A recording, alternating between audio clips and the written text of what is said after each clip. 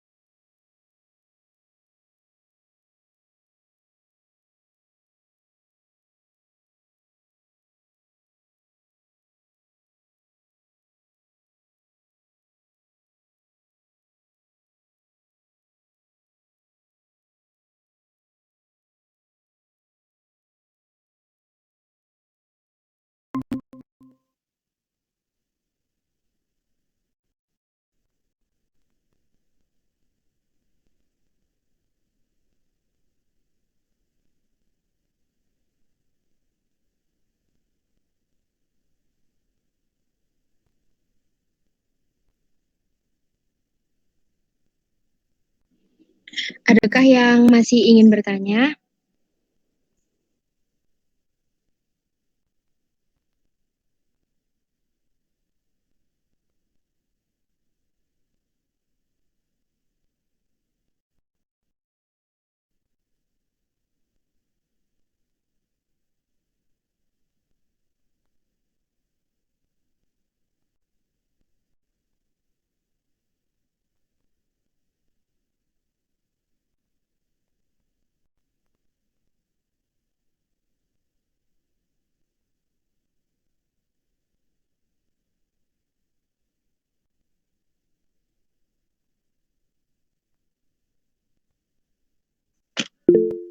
Baik, jika tidak ada pertanyaan, akan saya cukupkan sampai di sini presentasi dari kami.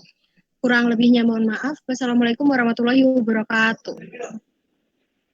Waalaikumsalam warahmatullahi wabarakatuh. Kita kasih dulu buat kelompok 2.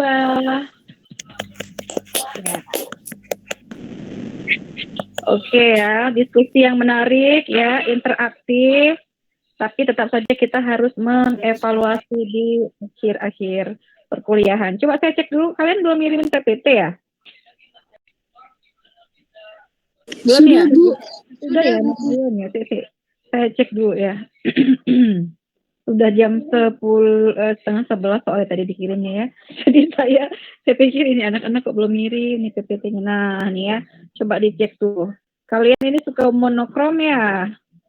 Emang temanya monokrom? Enggak Bu, itu yang menarik template-nya. Oh gitu. Perspektifnya Ajeng ini menarik, hitam-hitam gitu ya, sukanya yang itu putih. Hidupnya yang berwarna dong Ajeng, biar seger gitu kan. Jadi ya teman-teman ya, ada riset itu ya tentang otak manusia. Manusia itu cenderung adalah orang yang visual. Dia lebih gampang, lebih cepat mencerna informasi apabila bentuknya itu berupa visual, gambar gitu ya, dan yang berwarna-warni. Nah ya, selain membuat tampilan lebih cerah gitu ya, warna itu ya bisa orang ini apa istilahnya ya mempengaruhi psikologi orang gitu dalam melihat sebuah pesan, ya kan? Makanya kalau pas foto, saya ingat dulu ya waktu saya masih ABG gitu ya. Kalau ABG zaman saya dulu mau foto selfie, mau foto yang bagus aja tuh harus ke studio dulu teman-teman, ya. Kalau bukan studio yang di dalam studio beneran, studio alam. Kalau sekarang kan gampang tuh, cekrek sana efek ini satu HP 10 giga isinya muka kalian semua. Coba cek gitu. Sekarang kan gampang banget ya foto ya kan. Kita pilih nanti mana yang paling bagus. Kalau kurang bagus ada jerawat, tinggal diedit. Nah, itu kayak Faiz tuh. Nah, misalnya ada jerawat di kening karena lagi puber jatuh cinta gitu kan. Biasanya dia ada jerawat gitu. Aduh, langsung dimatiin kameranya nih.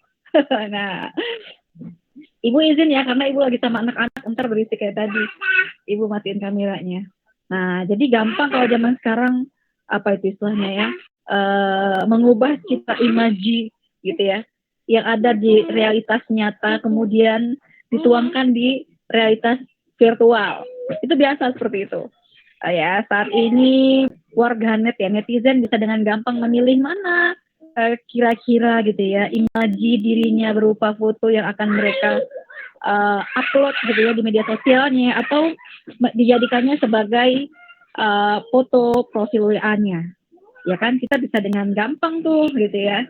Nah, kalau dulu tidak. Nah, biasanya fotografer itu selalu berpesan sama kami. Besok kalau mau foto, jilbabnya yang cerah ya gitu.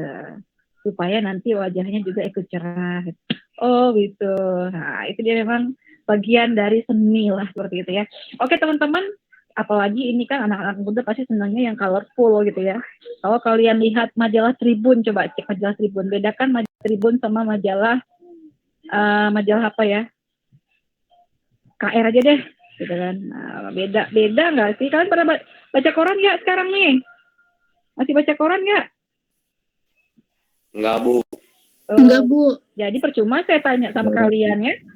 Nah, kalau Tribun itu dia tampilannya Tribun Jogja ya, sangat catching.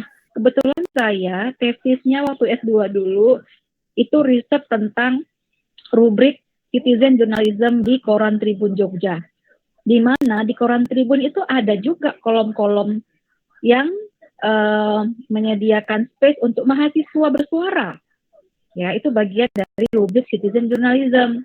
Orang yang bukan berprofesi sebagai wartawan bisa turut andil menyampaikan informasi beritanya di media. Tetapi lagi-lagi kalau citizen journalism ataupun jurnalisme warganya itu di koran, tentunya mereka tidak bebas dong ya, mau share apa aja. Yang bebas itu kalau di media digital. Ya, karena media digital itu prosumen ya, produsen sekaligus konsumen. Mohon maaf, kami dari relawan PLB, ini ada apa ini? Coba saya baca dulu ya. Mana.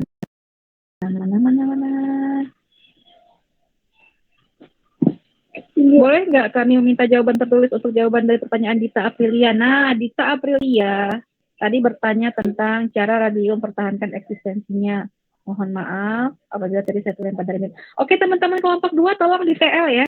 Di TL itu ditindaklanjuti. Itu ada relawan PLB yang meminta hasil jawaban pertanyaan dari Dita, karena Dita ini difabel tuli ya.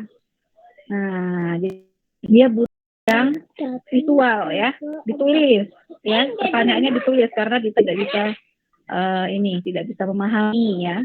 Kalau difabel tuli itu ya dia harus memiliki apa itu soalnya pendamping. Nah, kalaupun dia misalnya sudah expert, dia akan memahami dari gerak bibir kita kalau berbicara. Kalau misalnya teman-teman tadi bibirnya ditutupi ataupun nggak buka kamera kayak saya gini, nggak tahu apa nanti, gitu ya. Nah, tapi sekarang ada ya Dita ya, sudah ada aplikasi note taker ya, ya nggak? Boleh sambil di chat ini, nggak apa-apa Dita ya. Mohon maaf Bu, tadi pertanyaan Dita sudah dijawab di kolom komentar. Oh, sudah dijawab di kolom komentar. Sudah, semua pertanyaannya sudah dijawab. Ini Dita mana orangnya? Buka loh kameranya. Mana Dita? Pakai note taker nggak Dita kalau kuliah? Coba mana orangnya? Nggak buka kamera deh.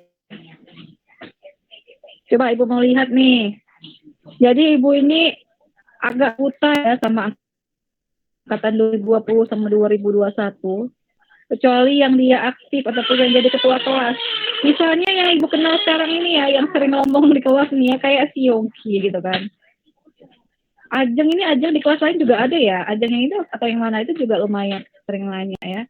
Saya lupa apa kelas infak satunya ada juga yang namanya Ajeng. Jadi kalau misalnya nggak aktif, ibu nggak hafal gitu. Nah jadi kalian harus menonjolkan dirinya gitu ya. Misalnya kalau dibuka kamera gitu kan, ibu bisa lihat tuh, bisa mengenal wajahnya. Oh, bisa ketemu secara offline. Karena ini ada edaran nih dari kampus nih teman-teman. Per 8 November itu diberitahukan kepada aktivitas akademik untuk kantor offline, meskipun tetap diperbolehkan untuk online, seperti itu.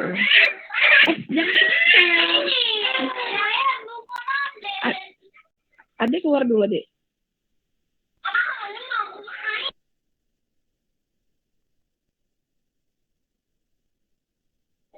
Nah, begitu ya. Udah Dita udah muncul, belum muncul ya? Pakai note taker ya. Kalau note taker itu bisa merekam. Mungkin untuk cara gimana? Ini apa nih? Ini jawaban untuk Dita? Ya. Iya, Oke. Coba saya cek dulu jawabannya. Ya, mana? Ini saya maaf nih sambil ngomong ini ya. Soalnya ibu-ibu kalau udah sore ya. Ini tantangan ibu yang sambil bekerja, ibu rumah tangga yang sambil bekerja. Saya suka heran kayak sama mahasiswa. Misalnya dulu ya, ketika kuliah offline, mahasiswa suka telat, suka banyak banget alasannya. Saya tanya, kamu sudah menikah? Belum. Punya anak? Belum, Bu. Terus apa yang membuat kamu telat gitu kan? Ini, Bu, telat bangun tidur. Berarti kamu nggak sholat subuh dong. Nah, ketahuan. Padahal dia nggak ada tanggungan, nggak ada suami, nggak ada anak yang harus urus setiap hari, setiap saat gitu kan. Kok masih bisa telat dan tidak mengerjakan tugas? Nah, itu kan sesuatu yang aneh. Sementara kami aja yang sudah berumah tangga, punya anak, punya suami, yang tuntutannya itu lebih ya kalau udah berumah tangga itu ya. Harus bekerja, di rumah juga harus mengurus keperluan rumah tangga gitu kan. Dan di saat work from home seperti ini, makin berlipat gitu ya. Lagi kerja, ada anaknya di samping gitu. Oke, kembali ke laptop nih, kembali ke bahasan tadi ya. Coba saya mau respon pertanyaannya nih. Mungkin untuk caranya ini yang baru ini pertanyaannya Gita tentang eksistensi radio ya. Iya, Bu.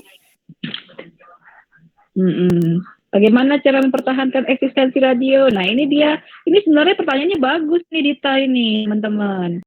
Tantangan saat ini ya di industri penyiaran, ya selain karena hadirnya media digital, itu juga karena harus bisa menyajikan program siaran yang menarik, yang bermanfaat, yang disukai oleh audiens, bukan yang disukai oleh industri penyiaran itu.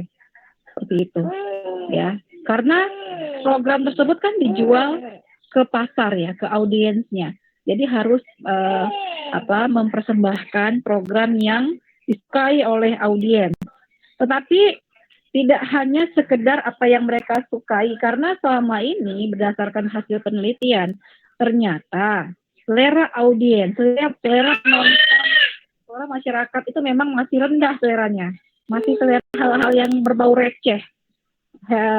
Informasinya sukanya yang berbau horor, mistik, yang berbau kekayaan, yang berbau seks dalam artian bukan kegiatannya ya, tetapi bagaimana ini kalau ada sinetron, film yang isinya ada apa istilahnya itu, ada affair, mesti itu jadi booming deh. Kalau ada kisah percintaan yang ada affairnya segala macam ya. Kayak film Korea yang dulu itu terkenal. Apa nak? Nah, pasti ya itu riset Amerika dan juga dilakukan di Indonesia seputar selera masyarakat terhadap konten-konten siaran. Dan itu harusnya ya ada narasi dari masyarakat yang bisa menyuarakan bahwa masyarakat tidak hanya butuh konten-konten receh seperti itu, tapi juga butuh konten yang menghibur, yang mendidik, yang informatif seperti itu. konten informatif di sini artinya adalah informasi yang bisa memberikan insight yang baru, yang bermanfaat, yang positif buat masyarakat, tentunya seperti itu, teman-teman ya. Kalau misalnya nanti programnya disenangi, disukai oleh audiens, otomatis kan ratingnya naik ya. Kalau ratingnya sudah naik, nanti iklan juga akan datang, karena iklan itu akan pengiklan akan memasang iklannya di sebuah media penyiaran dalam hal ini kontennya. Mereka akan mempertimbangkan rating dari sebuah program tersebut. Jadi jangan heran ya, kalau misalnya ada program siaran yang ditayangkan di jam-jam prime time ataupun di jam-jam sama,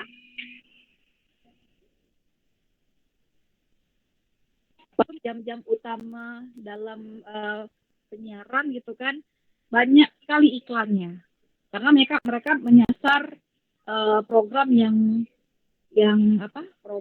yang ratingnya tinggi dengan asumsi bahwa program tersebut banyak audiens yang menonton.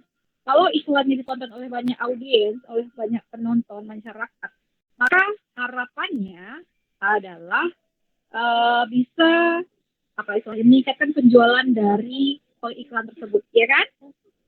Nah, begitu ya. Oke.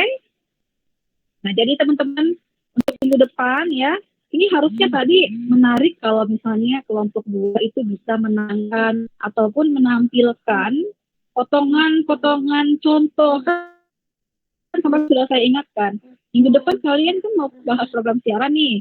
Ya, lebih alangkah baiknya dan menariknya apabila kalian bisa menampilkan contoh-contoh dari masing-masing program siaran tersebut. Begitu. Misalnya tadi ada pertanyaan, current affair itu apa? Gitu kan.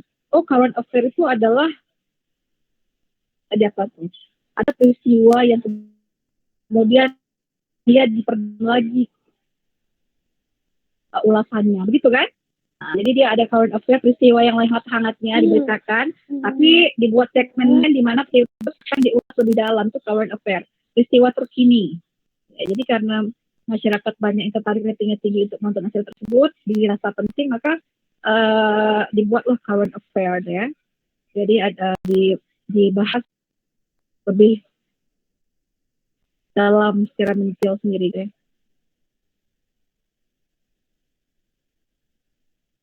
Kayak Aiman Wiksono loh, Aiman kan dia sering tuh. Nah itu current affair tuh. Itu bisa soft news, bisa hard news teman-teman semuanya.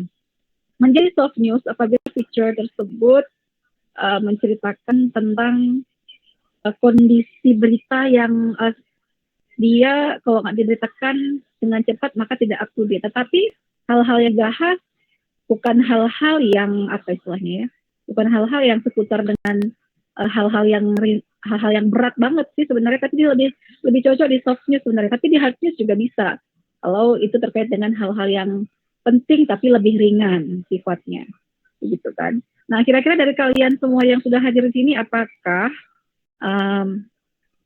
sudah punya ide gitu ya? Sudah punya ide untuk apakah sudah punya ide untuk melaksanakan melaksanakan tugas UAS? Sudah ide belum? Kira-kira mau produksi program yang mana nih? Saya pernah share ya kemarin di grup ya.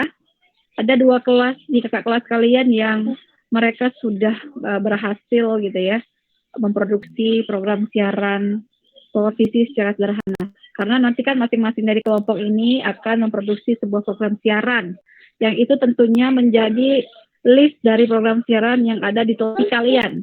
TVD ya, di kelas D kan? Nah, kelas D TV-nya apa namanya, visi misinya apa, audiensnya menyasar kepada siapa, seperti itu. Nah, nanti program siarannya akan menyesuaikan. Misalnya kalian TVD target audiensnya anak-anak, tentunya audiens yang kalian persembahkan di TV kalian itu kan juga program-program siaran yang cocok dan diminati oleh anak-anak. Karena segmentasi yang kalian tuju adalah anak-anak. Paham ya maksud saya ya? Paham kan? Paham, Bu. Nah, misalnya kalau di televisi swasta sekarang nih, Net TV, kira-kira Net TV itu segmentasinya siapa? kalau menurut kalian? Enggak, remaja. Anak muda. Ketahuan ya, si Faiz langsung tahu. Anak muda bu remaja. Kenapa Faiz? Kok kamu tahu buat anak muda? Yonga Bu yang jawab Bu. Kenapa ya? Kok anak muda sih?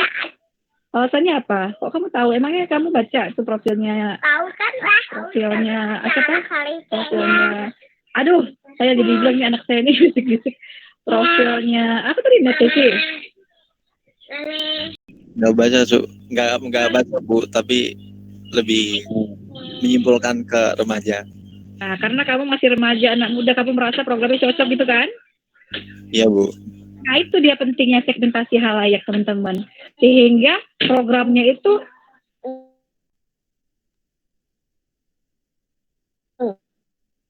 jelas sasarannya kepada siapa. Kalau nggak punya segmentasi halayak di umum gitu. Aku kan hanya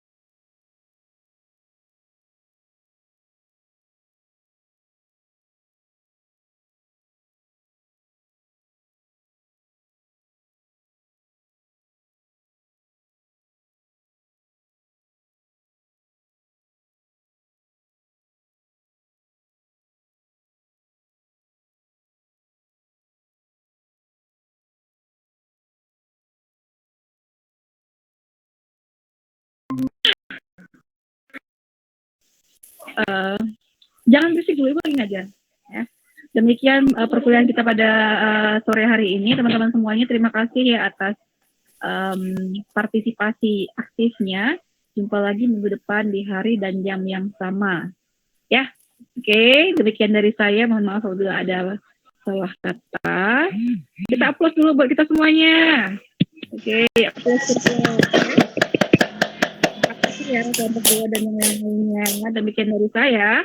Assalamualaikum warahmatullahi wabarakatuh. Waalaikumsalam warahmatullahi wabarakatuh. Terima kasih banyak Bu Yanti. warahmatullahi wabarakatuh. Terima kasih Bu.